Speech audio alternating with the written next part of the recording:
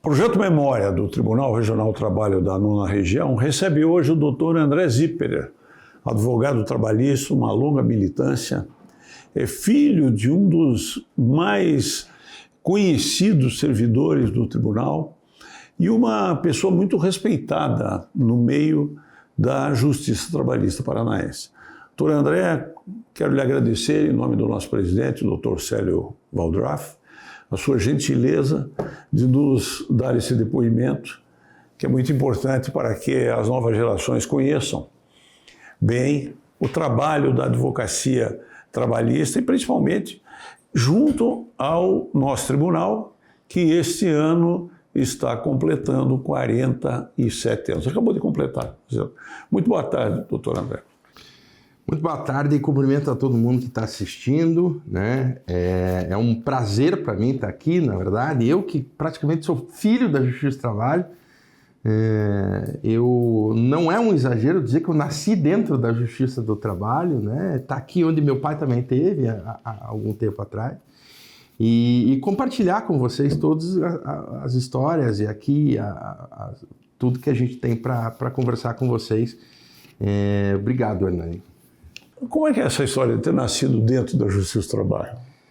Veja, eu nasci em 24 de agosto de 1977, né? Portanto, quase que um ano depois do surgimento do Tribunal Regional do Trabalho da 9ª Região, que foi desmembrado do Tribunal Regional do Trabalho da 2ª Região um ano antes, em 1976. E meu pai, seu Osni, ele foi um dos primeiros funcionários do Tribunal Regional do Trabalho da 9ª Região, ainda em 1976. Quando eu nasci, quer dizer, ele já estava aqui, né? A minha mãe, ela entra como funcionária também do Tribunal Regional do Trabalho aqui também do Paraná, alguns anos depois, né?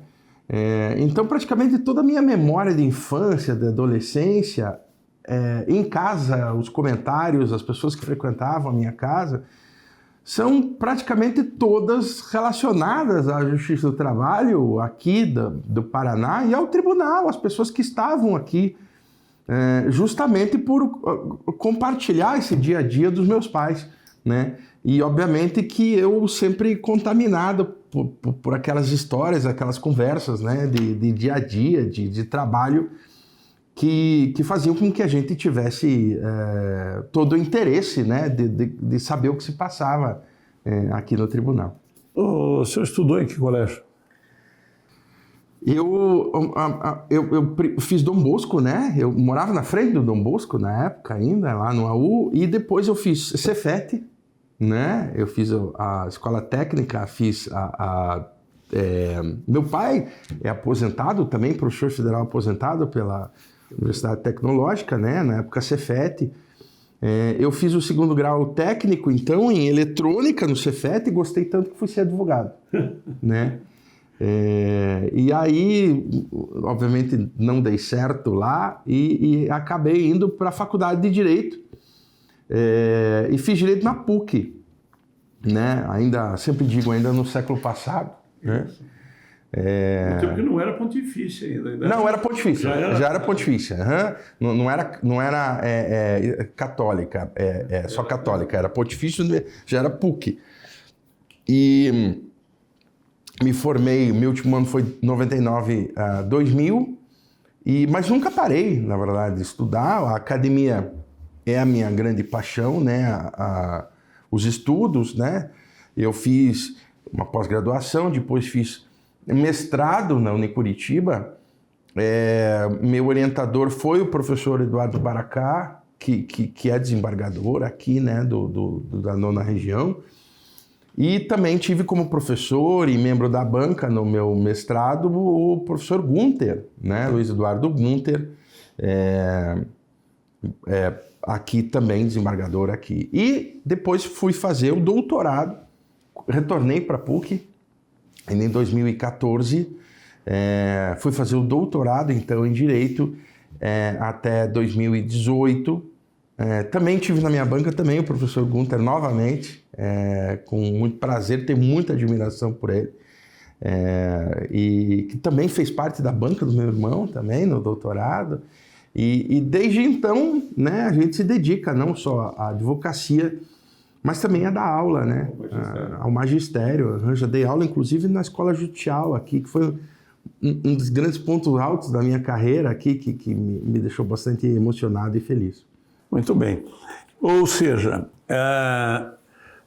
para a sua vida e para a vida do seu irmão, a justiça do trabalho foi um corolário de toda a vida, né? Só poderia ter chegado nisso. Exato, foi natural, na verdade, né? Nunca houve uma outra opção, né? Até porque eu não tinha habilidade por outras coisas, né? A gente já viu que realmente para as engenharias eu de fato não servia, não tinha menor condição. Questões ligadas à saúde também não eram do meu métier, né? Eu não tinha conhecimento, não tenho nem habilidade com as mãos para isso, né? A gente é grandão, né? 1,90 m, eu não tinha nem condições de mexer com coisas, enfim, que me favorecessem nessas profissões. E foi natural que eu fizesse direito. E, aliás, uma questão curiosa, eu fiz a minha inscrição para direito, para o vestibular de direito, preenchi o formulário, na verdade, nesse prédio aqui, eu lembro disso de forma bastante clara, assim, ainda lá em 94, existia um cursinho aqui na frente, o cursinho Terceiro Milênio, né? Hoje já não existe mais, mas ele ficava aqui atravessando a rua de onde a gente está. Eu me lembro que eu saí do cursinho e a minha mãe trabalhava aqui nessa, acho que talvez até em alguns andares aqui, ou nessa sobreloja. E eu me lembro eu gosto muito de jornalismo também, mas enfim, foi uma ideia rápida. Eu preenchendo ali a ficha de inscrição para o vestibular, aqui, numa sala aqui nesse prédio, dentro do X Trabalho, né? Então, depois fui levar lá, me inscrevi, enfim, e deu no que deu, tô aí até hoje. Né? Muito bem. Só uma observação ao nosso telespectador. A família Zipperer é uma família que no Brasil foi muito afamada no século XX por serem industriais e criaram uma das grandes empresas do sul do Brasil, em Rio Negrinho, que era a origem da família no Brasil, chamada Móveis Simo. E aqueles Zipperers do Móveis Simo, todos eles com certeza tinham muita habilidade e muito conhecimento técnico, ou seja, o doutor André não puxou por esse lado da família. Não, definitivamente não, né? A Móveis Simo começou como companhia Zipperer de imóveis, depois a Simo, companhia industrial de imóveis, né? Ela deixou de existir em 1982 ainda, eu não cheguei a conhecê-la, mas é admirável que uma companhia nascida em Rio Negrinho, que é uma cidade até hoje muito pequena, tenha sido a maior uma fábrica de imóveis da América Latina, né? De obra do Jorge Zipperer, né? Já falecido aí na década de 40, uma pessoa muito admirável, né? Que ainda tem admiração de todos nós, ainda praticamente aí quase 80, 90 anos depois. Mas eu certamente não, ali na hora de desenhar, não, talvez na administração ali, mas certamente na condição de desenho ali eu não é o meu métier. Mas não é raro, aconteceu comigo também. Meu pai era uma pessoa com muita habilidade manual e, claro, não se dedicava a isso profissionalmente, mas era capaz de resolver qualquer problema em casa graças à habilidade e tal que havia aprendido ao longo da vida. E eu sou completamente inábil, né? Não tenho essa... Doutor André, a Justiça do Trabalho representou para o senhor, para a sua carreira, algo extremamente relevante, porque, afinal de contas, faz parte da sua vida desde o início. Me diga, qual uma causa memorável, assim, desses seus aí 20 e tantos anos de profissão? Eu iniciei, né, como advogado no ano 2000, então nós estamos gravando isso agora 2024. Em outubro de 2024, então são quase um quarto de século aí advogando, né? Mas, enfim, houveram várias causas memoráveis, mas eu, de forma muito particular, não foi uma causa grande, mas me chama muito a atenção aquelas causas que exigem o apuramento técnico, né? Então, são as causas que você tem que estruturar elas estrategicamente, né? Para que chegue no final, porque o direito, na verdade, Hernani, ele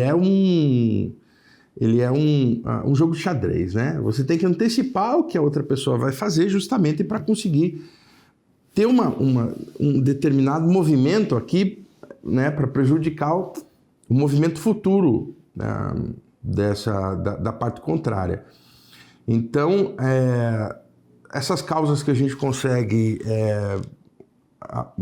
um apuramento mais técnico, que a gente consegue construir raciocínios, né? Às vezes raciocínios que ainda a jurisprudência nem sequer pacificou, né?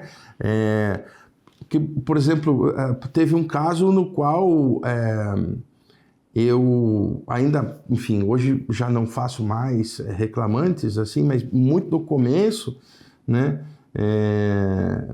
Muito no início ainda da advocacia, que a gente construiu toda uma tese pela qual a gente entendia que seria justo que a parte, os empregados de empresas terceirizadas tivessem os mesmos benefícios, né, remuneratórios, mesmas garantias de, eventualmente, empregados que fossem concursados, né? Isso foi sendo aceito até o TST, que até realmente construiu depois uma orientação jurisprudencial nesse sentido. Isso foi bem no início, né? E foi algo que eu me orgulho muito, porque até eu citei autores italianos, e isso foi sendo absorvido pela jurisprudência. No final, hoje, isso já sofreu alteração, o STF já entendeu contrariamente, mas durante muito tempo, quase 20 anos, essa foi uma jurisprudência que foi muito bem aceita, a ponto do TST até construir um precedente importante nesse sentido. E também, enfim, eu gosto muito da execução, principalmente do que a gente chama de desconsideração da personalidade jurídica, que é quando você levanta o véu da pessoa jurídica para fazer com que o sócio passe a responder pelo crédito. Eu normalmente estou advogando pelo sócio, né? E nesse sentido a gente também construiu diversas teses no sentido de que o sócio ele teria certas restrições naquilo que ele seria responsável. Não responsável por tudo, mas apenas por determinados períodos, por determinadas verbas. E isso fez com que eu também fosse até uma especialidade minha advogar para essas pessoas. Quer dizer, pessoas que eram sócias de determinadas empresas e que acabaram sendo responsáveis por créditos que a empresa deixou de pagar. E a gente, enfim, com teses jurídicas mesmo, que foram montadas a partir de estratégias pensadas, jurídicas, a gente consegue demonstrar que ele não é responsável, né?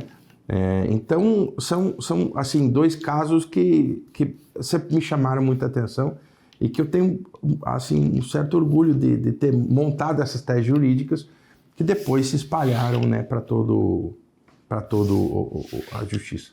O arcabouço jurídico aí, entendido como doutrina, jurisprudência, da justiça do trabalho, se sofisticou muito, desde a criação do tribunal para os dias de hoje.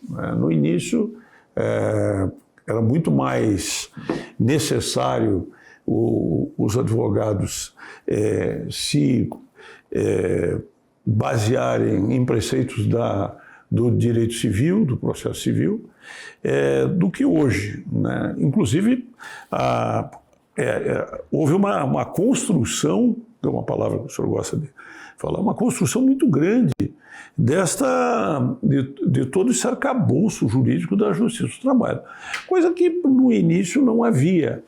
E eu abordo isso no sentido de que o advogado trabalhista se sofisticou juridicamente ao longo desses anos.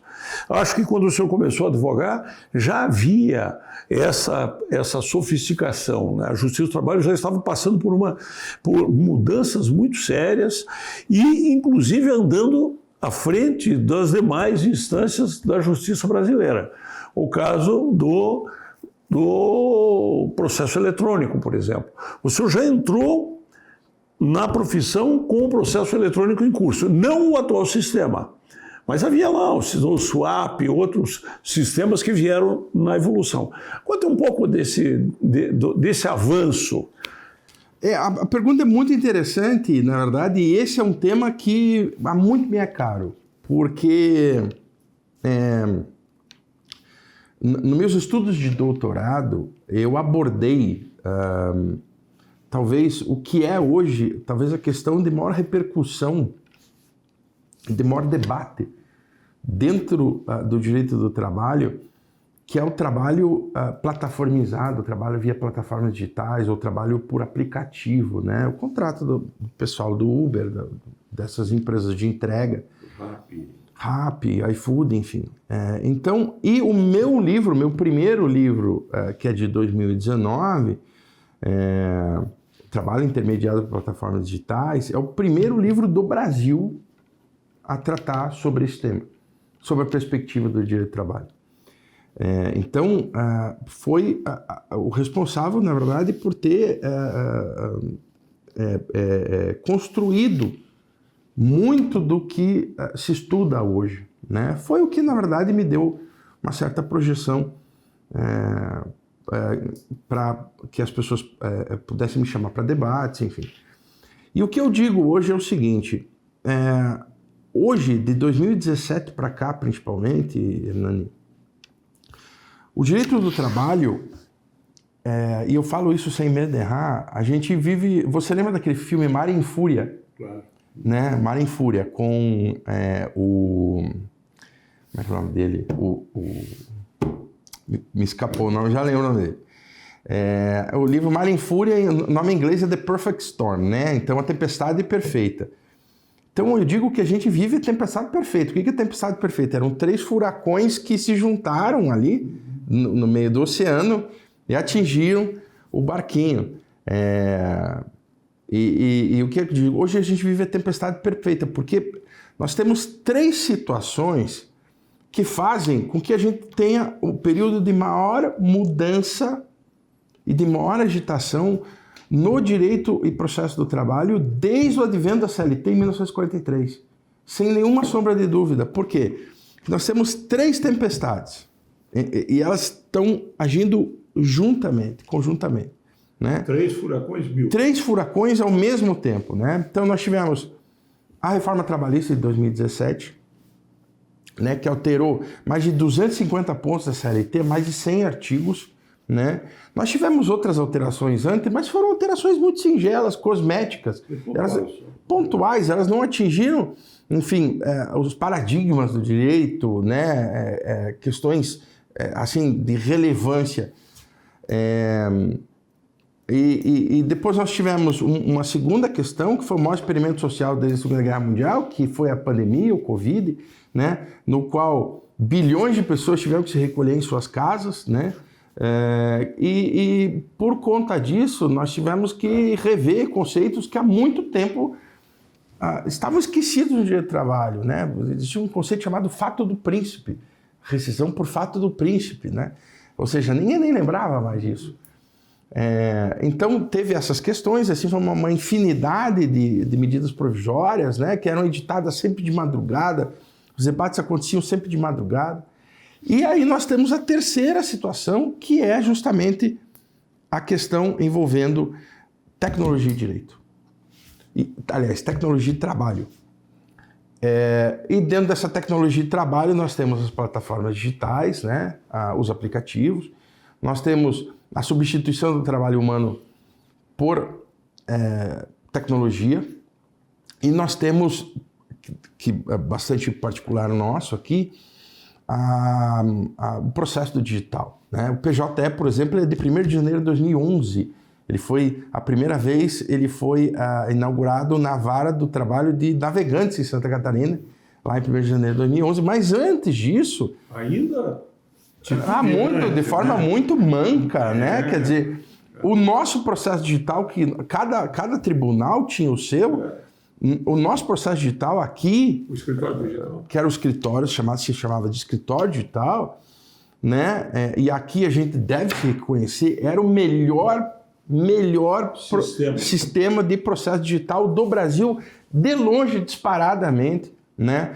Nós tínhamos, aliás, aí a gente tem que reconhecer o trabalho do Dr. Braulio Gabriel Guzmão, né? Que hoje está lá no CNJ.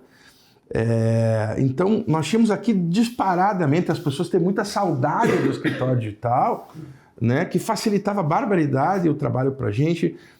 Eu me lembro, por exemplo, na pandemia, que quando começou a se gravar audiências, a gravação da audiência já era uma realidade aqui em Curitiba, na Vara do Trabalho, do Dr. Eduardo Baracá, desde 2009. Então, eu me lembro, eu tenho, por conta da academia, eu tenho muito contato com as pessoas de São Paulo, quase até mais do que do Paraná. E as pessoas estavam desesperadas com aquela história de gravar audiência.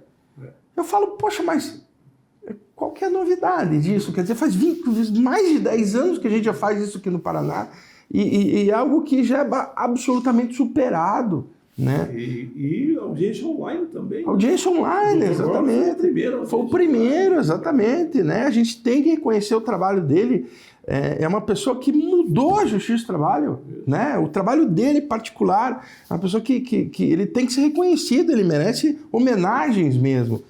O trabalho que ele fez, né? Agora está lidando com inteligência artificial, que é também algo que vai mudar bastante o trabalho, vai mudar a justiça do trabalho. Mas eu cheguei a pegar a questão ainda bem no comecinho, né? Mas eu cheguei a pegar o processo de papel, né? E eu sempre eu falo isso nas minhas palestras, que era algo absolutamente arcaico, a ponto de, no processo de papel, você tinha que carimbar em branco atrás, e depois você carimbava, acontecia o quê? Não estava mais em branco. Uhum. Enfim, então era algo, chegava a ser engraçado, né? Enfim, a gente tinha que usar lá as coisas para colocar as páginas na ordem, enfim. Eu me lembro, eu tive um emprego só na vida, eu trabalhei em um escritório, só o escritório do Dr. Glombe, aqui do lado, né? E eu me lembro que ele, assim, mas ainda quando estagiário, né? E por vezes a gente tinha que fazer protocolos, assim, faltando pouco tempo para fechar aqui o protocolo às 6 horas, e a gente saía lá faltando poucos minutos. Já viu gente correndo de terno? É ridículo gente correndo de terno, é muito feio. Né? A gente correndo de terno é uma coisa ridícula. E a gente corria pela Rua 15, ali o escritório dele ficava na Rua 15, a gente corria de terno pela Rua 15, quer dizer, é uma coisa muito, muito feia. Então, ou seja, quem realmente tem saudade daquela época é porque, enfim, tem problema, né? Hoje, então... Eu acho que, inclusive, os estagiários devem dar graças de não haver mais processo de papel, porque eu passei por isso, né? Tinha que ir vara por vara, pegando em carga os processos e depois carregando aquilo dentro da pasta. Não tinha, carregava aqueles carrinhos de feira, né? Mas tudo isso também tem o seguinte reflexo, Hernani, no nosso estudo. Até, vamos dizer assim, 2000, até quando eu me formei, o que acontecia? Havia um distanciamento temporal entre o fato que a gente tinha que interpretar e aplicar a norma e a norma. Ou seja, alguém já tinha estudado pela gente. Então a gente estudava pelos grandes manuais, Amaury Mascaro Nascimento, Otávio Bando Magano, tantos outros. Então eu estudava pelos grandes manuais e a gente conseguia aplicar aquilo ao fato concreto. Hoje, não. Porque nós estamos vivendo dentro do furacão. Então, por exemplo, a gente pega a questão das plataformas digitais, por exemplo, né? Nós temos 7 turmas no TST, 4 entendem de um lado, 3 entendem de outro. Aí nós temos o VAR do STF, que entende de uma forma completamente diferente. Só um parênteses. Essa não seria a 4ª tempestade? Essa questão do Supremo com o... Pode ser, não tinha TST, pensado nisso. Né? Não tinha pensado nisso. Até dar uma palestra amanhã, eu vou lembrar disso. Pode ser uma 4ª tempestade, né? Ou seja, nós temos aqui agora o Supremo Tribunal Federal, que sempre foi um agente tangente nessa relação, algo muito distante dos processos trabalhistas, para quem não entende de direito do trabalho, eles não têm a característica de chegar até o Supremo Tribunal Federal. Normalmente eles estancam ali no TST. E, por conta disso, já faz cerca de um ano e meio, através do Instituto da Reclamação Constitucional, habilmente manejado por escritórios lá no início de São Paulo, começou a chegar e a gente percebe que os ministros do Supremo Tribunal Federal têm uma certa dificuldade em tratar de temas trabalhistas, a partir da nossa perspectiva de princípios, né? Então, é isso que a gente está vivendo nesse momento agora, no final de 2024. Mas isso está afetando situações nas quais, quando eu dou muita aula sobre esse tema, obviamente, por conta dos livros, né? Eu acabo de lançar 2 semanas atrás o Manual Trabalhista de Plataformas Digitais, né? Um manual de 600 páginas, assim, já está disponível à venda pela editora Mizuno. E o que a gente vê? Que a gente está tendo que construir as coisas a partir do zero. Diferentemente do que acontecia antigamente, no qual a gente já tinha essa perspectiva. A perspectiva construída já, a gente só precisava aplicar. E hoje não, hoje a gente está tendo tudo que revisitar conceitos e situações muito básicas lá do direito, lá de trás, para tentar interpretar isso de acordo com essas novas relações de trabalho. Eu entendo que sejam novas, que são essas que são geradas pela tecnologia.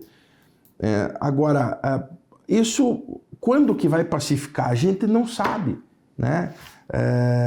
Hoje já se fala, eu sempre digo também o seguinte, as plataformas digitais se instalaram no Brasil em julho de 2014. Ou seja, durante a Copa do Mundo, quando o Uber veio se instalar no Brasil. Nós gravamos isso aqui em outubro de 2024, ou seja, faz 10 anos que nós temos elas no Brasil e nós não temos nenhuma solução. E detalhe, nesse momento que a gente grava, nós não temos sequer perspectiva de solucionar isso. E os pensadores do direito do trabalho batem cabeça nisso, não conseguem chegar a uma conclusão. Então, o direito do trabalho hoje, em resumo, virou, na verdade, você falou que o advogado tem que se preparar mais e melhor, e de fato, isso é um fato. Por exemplo, a questão hoje de você, se você, existe, né, a reforma trabalhista instituiu o que a gente chama de honorário de sucumbência. Então, naquelas pedidos que você eventualmente perder, você vai ser sucumbente, vai ter que pagar um percentual para o advogado da outra parte. Não existia isso até 2017. Isso fez com que os advogados tivessem que tornar as suas argumentações muito mais complexas, né? Muito mais bem feitas. Juridicamente, tiveram que sofisticar suas argumentações.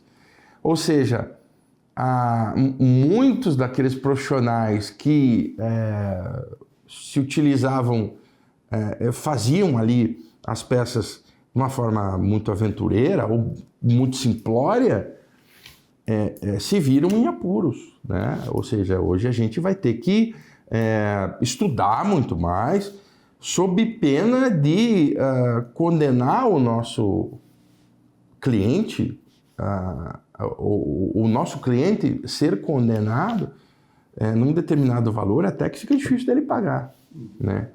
Então, isso é algo efetivamente a ser considerado. O direito do trabalho hoje ele é completamente diferente do que era há 20 anos. Nem perto, sabe? E assim, reconheçamos, o direito do trabalho ele sempre foi visto pelos outros ramos do direito como um direito de segunda classe. O advogado trabalhista era menosprezado. Era menosprezado. Eu peguei isso porque lá, eu sou formado desde 1971, então havia poucos advogados do direito do trabalho que eram reconhecidos. Júlio Malhadas, João Regis Fazenda Teixeira, Edésio Passos, iniciando ali a sua carreira, junto numa vertente um pouco diferente, defesa exclusiva de empregados e tal. Mas isso modificou-se demais, porque os advogados de direito do trabalho eram considerados assim despachantes, né? Exato, despachante, acho que esse é o nome. E hoje a gente vê não, hoje a gente vê uma sofisticação, né, inclusive na construção de argumentos que dificilmente a gente vê, inclusive em outros ramos do direito, no sentido de eu participo uma vez por ano, pelo menos, em eventos, né, congressos fora do Brasil. Acabei de voltar de um em Roma agora, em 2024. Aonde? Em Roma. Em Roma. Pelo menos um ano, uma vez por ano eu vou a esses congressos lá fora para ver o que está sendo discutido, debatido, enfim. Principalmente na própria OIT, né, na qual já estive também. Agora, e o que a gente vê é realmente um apuramento nos argumentos, né, nas construções de teses, né, e que o direito do trabalho realmente ele passa a ser visto. A gente não vê nos outros ramos de direito, Hernani, metade da quantidade de eventos que a gente tem no direito do trabalho hoje. O meu, para não ficar muito tempo fora do escritório, eu aceito um por mês, sempre, né? E eu faço parte também do grupo de estudo, GETRAB, lá na USP, né? Que é capitaneado pelo professor Nelson Manrich, lá professor da USP. Então, a gente tem oportunidade também de ouvir outros colegas, né? E o que a gente vê é inclusive, uma certa mudança no perfil das pessoas que vão a esses eventos e congressos.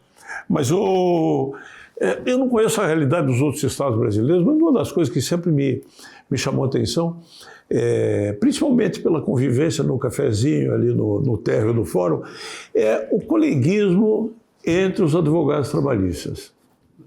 Isso é um fato? É um fato e eu sempre digo que Curitiba é a maior cidade pequena do mundo, né? E a Justiça do Trabalho, ela sempre... Veja, na época do meu pai, dos meus pais, isso era muito mais forte, né? Sempre foi uma família, né? Era muito forte isso. Eu tenho algumas lembranças, por exemplo, aconteceu aqui, no estacionamento aqui, não lembro se foi aqui ou ainda na Nilo, não, acho que na Nilo Cairo, não, enfim, no outro prédio. Dr. Fevre, foi na Dr. Fevre. E aí eu me lembro que faziam, por exemplo, os funcionários se juntavam ali para fazer uma festinha de Natal, né? E eu me lembro que tem as outras crianças todas, quer dizer, e não só isso, eram poucos advogados. O advogado, principalmente no começo dos anos 80 e tal, o advogado trabalhista era muito mal visto, né? Quer dizer, essa peste de comunista, enfim. Mas, independentemente disso, anos 90, depois anos 2000, Você veja, a minha OAB ela é de 2000, ela é 29 mil, né? 29 mil. Hoje a gente está no 140. 120. Enfim, ou seja, passou 100 mil na minha frente, né? Ou seja, toda a história da humanidade até o ano 2000 eram 30 mil, né, advogados. Agora passou 20 anos, nós estamos com 100 mil a mais, né? O Brasil ele tem 1.700 faculdades de direito, o resto do mundo somado tem 1.200 faculdades de direito, somado, né? O Brasil tem 1.300.000 advogados e mais 3 milhões, ou mais 2 ou 3 milhões de bacharéis de direito que não passaram pelo OAB ou não quiseram. Ou seja, então é muita gente, né? Então isso é um fato. Lógico que, de alguma forma, perdeu-se esse centro de família, mas ainda é muito mais forte que até em outros estados, assim, sabe? Logicamente que tem aquelas pessoas que se envolvem mais, né? Eu, por conta, né, das aulas e palestras, né? Assim, eu vou bastante para Recife, para São Paulo, para o Rio. As pessoas que são ligadas às associações, principalmente ao associativismo, né? Agora perdeu-se um pouco, mas ainda assim, e é muito mais forte do que nos outros ramos do direito. Na Justiça Federal, na Justiça Civil. Eu acho que até pela configuração física do fórum, né? O fórum da primeira instância civil, os dois fóruns, eles têm uma configuração diferente, não tem aquela área de convivência na entrada, como é o Fórum Trabalhista. Exato. Tem essas facilidades que o Fórum Trabalhista permite aos advogados. Mas, mesmo assim, eu vejo um extremo, não só coleguismo, mas também um respeito pelo advogado da outra parte. É algo que me chama muito a atenção. As pessoas são muito amigas e também sempre houve uma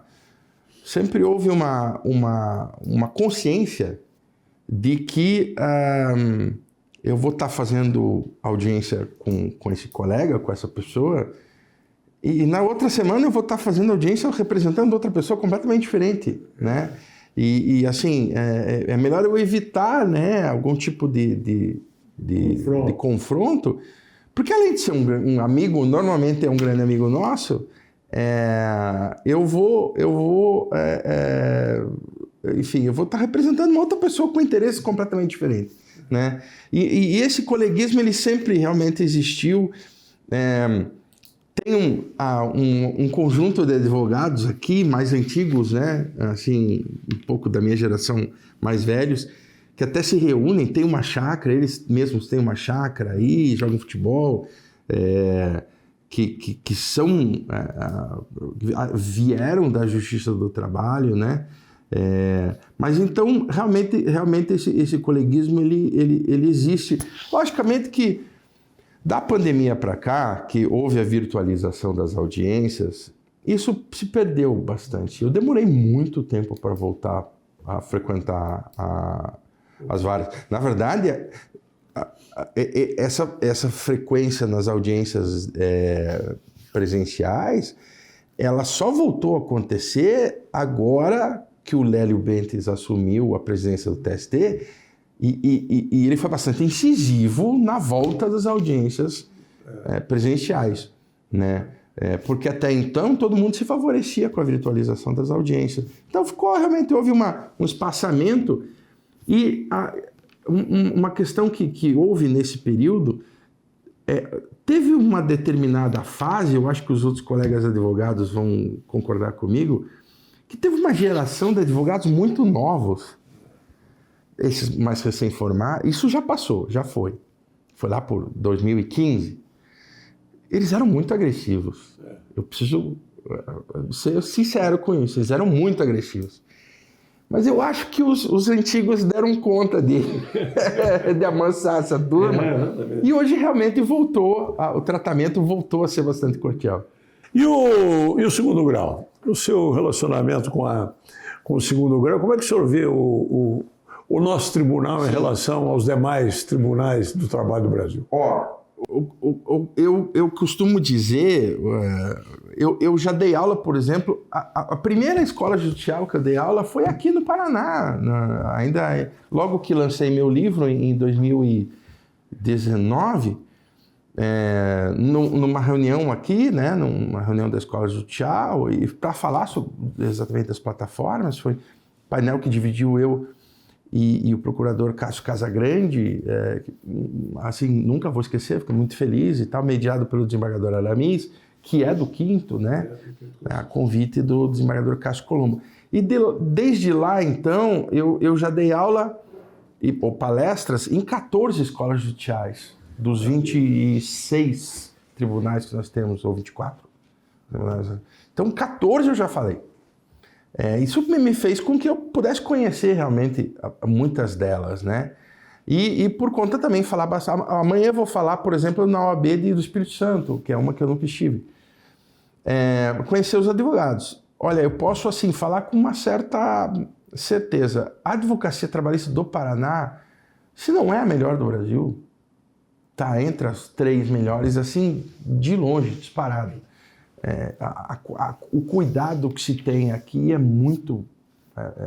impressiona, sabe? A advocacia aqui é realmente muito boa, muito qualificada. E isso reflete também nos magistrados, né? O nosso tribunal, ele começou como um tribunal pequeno, né? Depois ele foi aumentando. Hoje nós temos aí 7 turmas, né? Eu sou da época de 5. Mas chegou a ter 3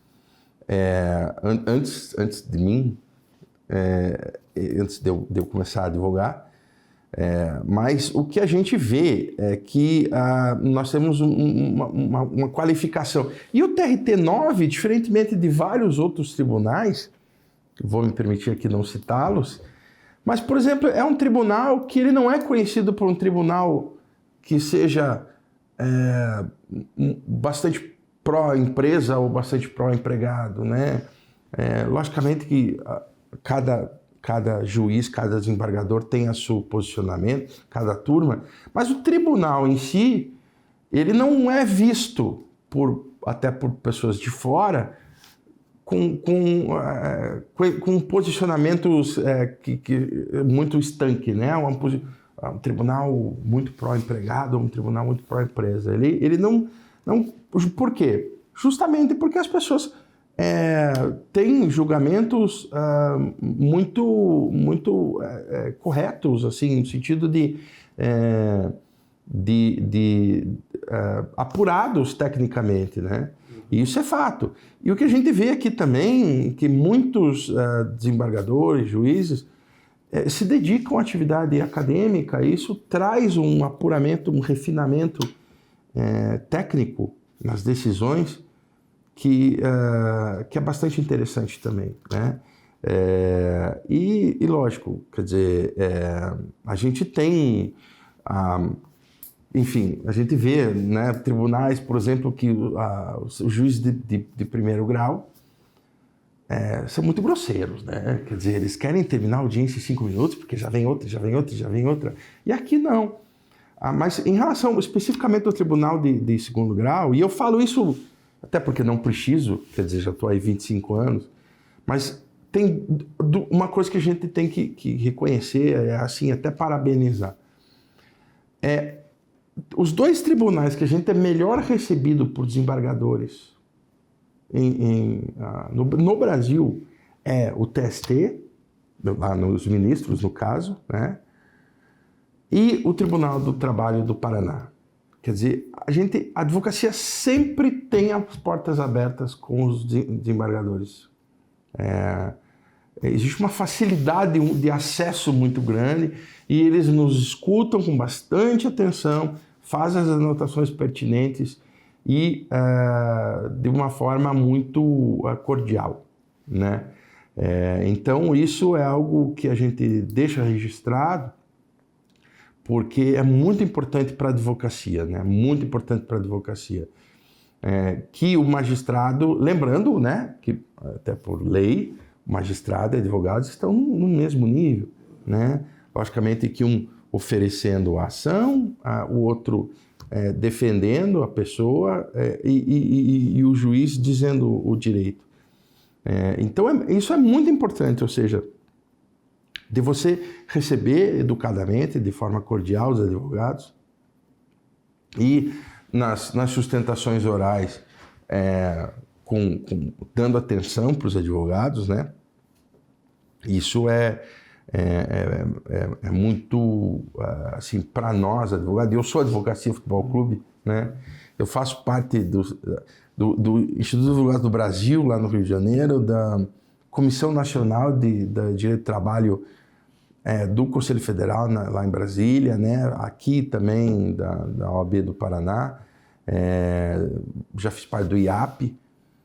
Então, quer dizer, a gente percebe a importância dessa cordialidade.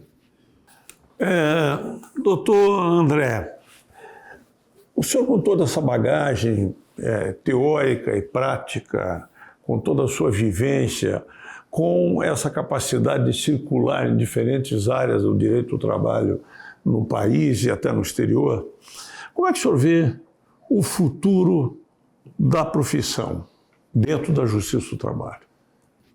Olha, a reforma trabalhista é inegável que ela trouxe novidades para dentro da lei que, de fato, tornaram você mais difícil as ações trabalhistas, né? Elas mais complexas, mais complicadas, por conta da existência ou da possibilidade de você ter que arcar com o honorário de sucumbência. Da mesma forma, hoje nós temos, no momento em que gravamos isso aqui, uma intromissão do STF em determinadas decisões, não só de segundo, mas até de primeiro grau, através de reclamações constitucionais, que desestimulam certas demandas. Isso faz com que a demanda, ela parece que está chegando num nível pré-reforma trabalhista nesse momento, com a decisão do TST de não se exigir prova da declaração, tomada ontem, inclusive, de forma mais definitiva, não se exigir prova da declaração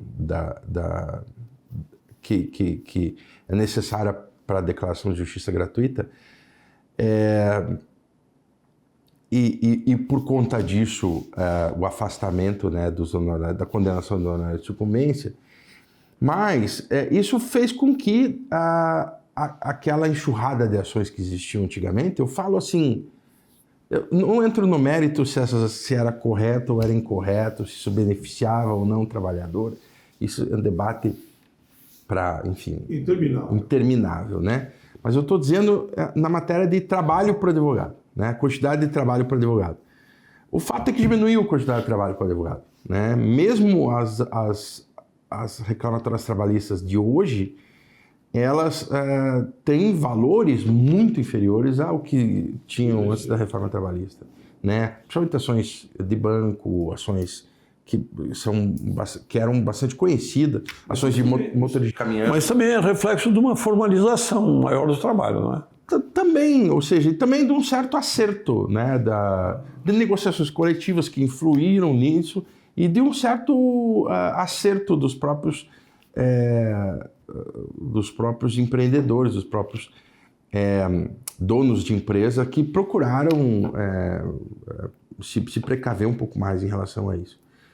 Mas o que acontece? O fato é que o trabalho em si, obviamente houve o trabalho que era muito relacionado à atuação nos processos, existe uma migração para o consultivo, né? Ou seja, então, o que afasta um pouco até o trabalho dos advogados de reclamante, né? Porque isso favorece os advogados de empresa, né? Essa migração do contencioso para o consultivo. Mas, de certa forma, quer dizer,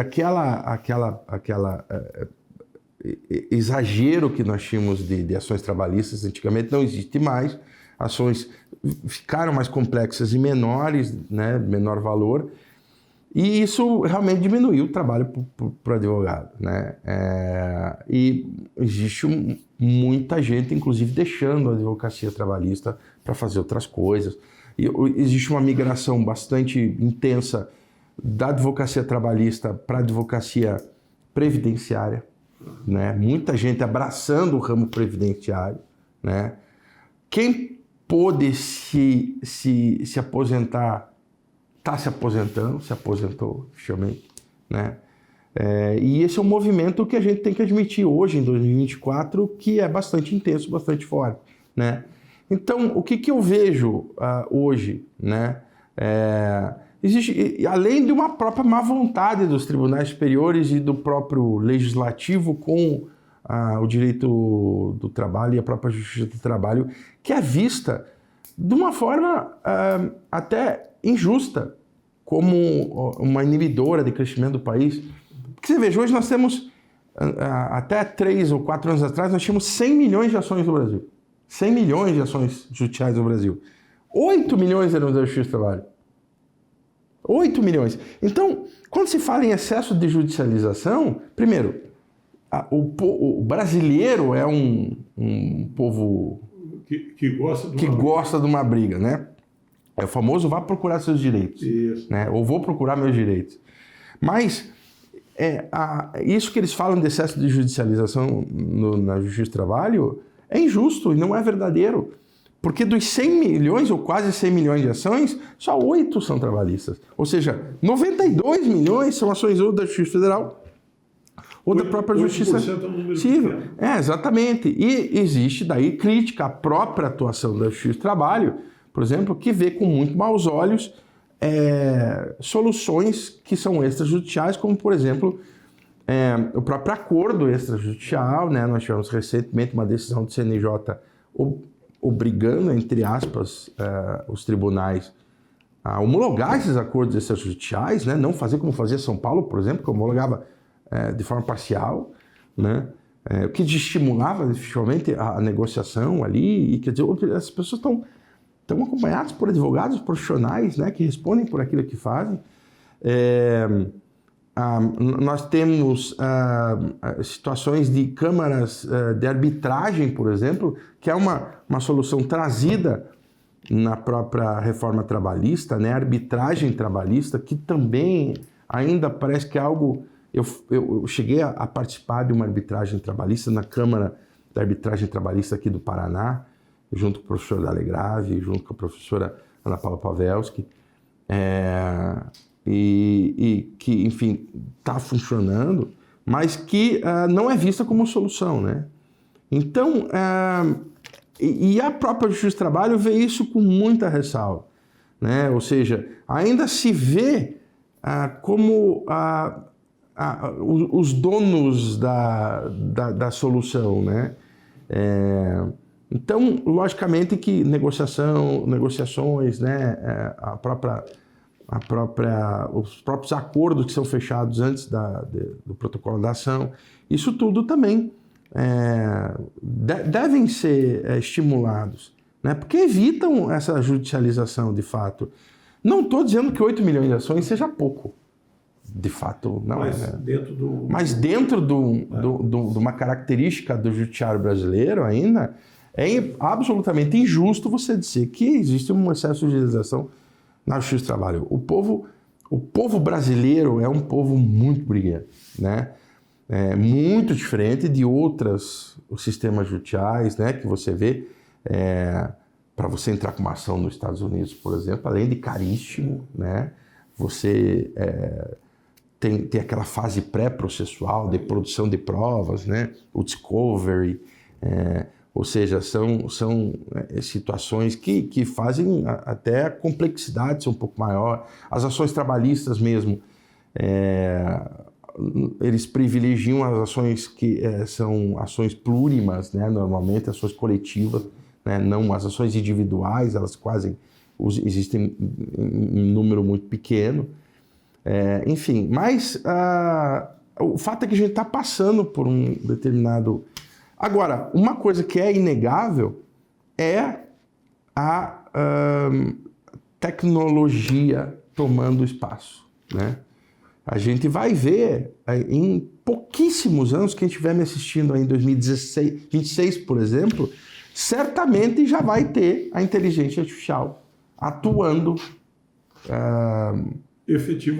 efetivamente, seja na administração dos processos, né, na parte de gabinete, seja para fazer sentenças e seja para fazer acórdãos, né? Isso vai acontecer sem demora. Quer dizer, eu usei o ChatGPT, por exemplo, para me ajudar a fazer um resumo, por exemplo, da peça da outra parte, hoje, agora há pouco, 2 horas atrás, né? Agora, daqui a 2 anos, vai saber o que vai existir, né? Já para o encerramento, doutor André, qual é a mensagem que o senhor deixa aos seus alunos que lhe dizem que gostariam de seguir o caminho da justiça do trabalho?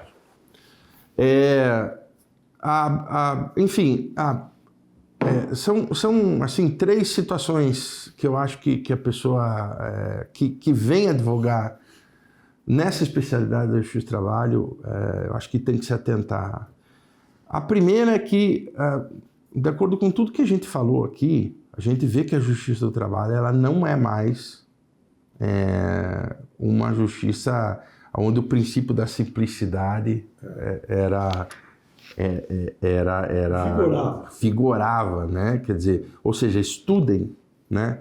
Estudem, se preparem, né? Hoje se fala em lifelong learning, né? O aprendizado contínuo até o fim da vida. Isso nunca foi tão verdadeiro quanto agora, né? Hoje a gente precisa se atualizar, mas precisa se atualizar de uma semana para outra, né? Coisa que nunca foi uma realidade mesmo para nós. E agora, de uma semana para outra, já existem mudanças, e são mudanças que a gente tem que estar se atualizando, né? Então, atualização contínua, né? Hoje, talvez, cursos sejam mais importantes até do que pós-graduações, né? Porque trazem situações mais atuais, né? Atualização. Segundo, ética, né? Ética, a gente precisa de ética para tudo na vida, né? Mas, hoje, por exemplo, foi divulgado uma notícia na Veja sobre litigância predatória, né? Uma notícia bastante séria, né? De escritórios no Rio Grande do Sul, escritórios em Belo Horizonte, escritórios no Rio de Janeiro, que estavam inventando fatos, inventando reclamantes, inventando ações, com informações falsas, com testemunhas que eram construídas, né? Fictícias, né? Com depoimentos inventados, né? Então, nós precisamos chamar atenção, não na vida como um todo, mas uma ética que a gente tem que sempre ter. E essa ética também no tratamento com colegas, ou seja, cordialidade, sempre, né? Cordialidade no tratamento com o cliente, cordialidade no tratamento com a parte contrária, com o advogado da parte contrária e bom, excelente relacionamento com os demais magistrados. Essas 3 situações, elas são muito importantes no sentido de fazer um bom advogado, né? O bom advogado ele tem que estar informado. O bom advogado, ele tem que estar atualizado, né? O bom advogado, ele tem que ser visto pelo colega como um gente boa, né? Ou seja, e ele tem que também ser um advogado ético, né? Ou seja, até nos peticionamentos, né? Não usar de agressividade nos peticionamentos, as palavras, né? Hoje, graças a Deus, isso é muito menos comum, né? Mas a gente via antigamente era um peticionamento, um palavreado muito agressivo, né? Que às vezes alguns usavam. Então, Esse é o... Porque disso vem, efetivamente, o bom pagamento, o dinheiro, né? Que é o que todo mundo persegue, né? Logicamente que existem outros ramos, né? Que às vezes são mais bem remunerados, né? Mas o direito do trabalho, ele está mudando, ele está alterando, ele está ficando mais complexo e certamente isso vai refletir na forma de pagamento desses profissionais. Muito obrigado, doutor André.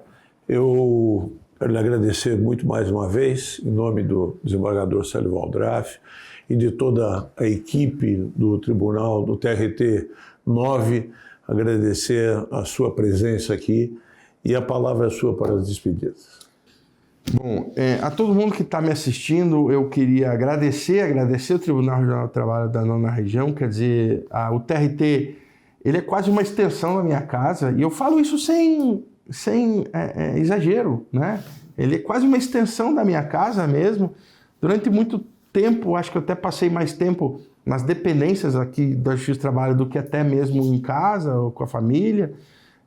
Então ele é uma extensão da minha casa, é um prazer estar aqui, poder compartilhar todas essas histórias, né? O que a gente pensa com as pessoas que estão assistindo, com você, Hernani, que a gente tem uma admiração profunda pelo Hernani Buchmann, por todo o trabalho que ele fez enquanto jornalista durante todo esse tempo aqui. Ele sabe disso, o conhecimento aqui já é de bastante tempo, eu não preciso exagerar.